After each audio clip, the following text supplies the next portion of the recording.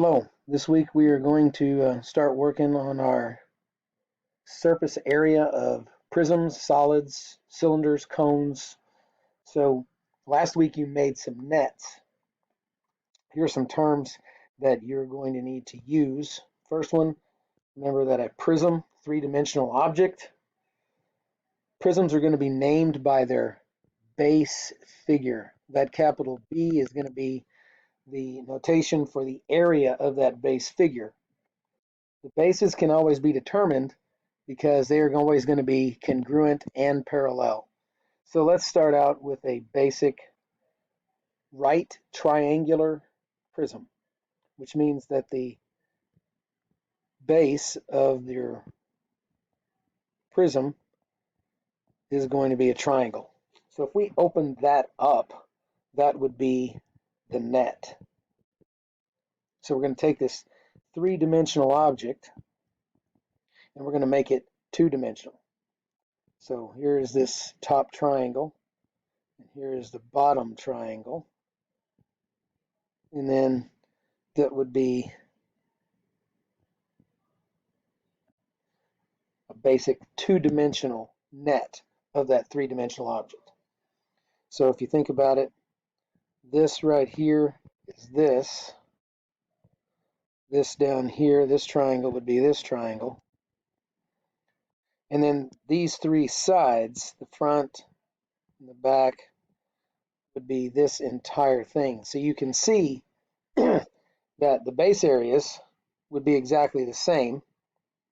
And then this area is the area of a rectangle. All right, so then we're going to do this in two ways. We're going to first look at it as lateral area. So if you think of that net that we just looked at with the two triangles,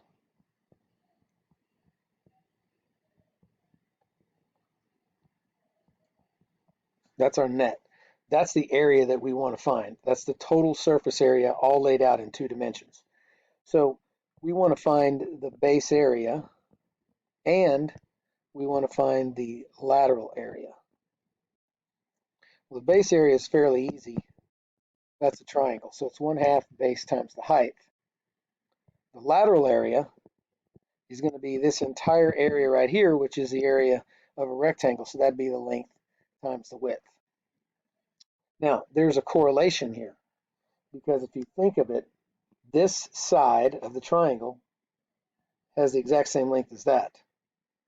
This length and this length are going to be the same, and then this length and this length would be the same. So the actual perimeter of the triangle is going to be the length of the lateral area, or the area of that particular rectangle. And this would be your width. So then once we find the lateral area and the base area, our total surface area, our total area is going to be the lateral area plus 2 times the base area. So it's going to be important for you to be able to figure out what the base figure is. So it doesn't matter how you orient these two things. If you drew a prism that looked like this, the base area would be here and here. They're two congruent figures. They are parallel to each other. And then everything else would be the lateral. You would have a square. You would have 4 rectangles and then a square down here. And that would be your total surface area. So base, base, and then this area right here would be your lateral area. So then your lateral area plus twice your base area, twice the base area is going to be equal to your total surface area. Let's look at one more. Let's say that we have a pentagon. So this would be a pentagonal prism.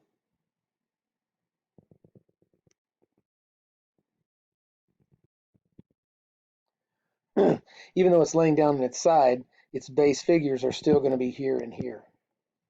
So here we would have pentagon, and then we'd have 1, 2, 3, 4, 5 rectangles.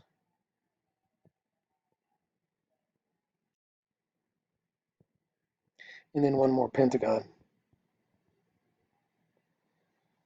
So you got your two base areas, and then you have your lateral area. So hopefully that's going to get you started.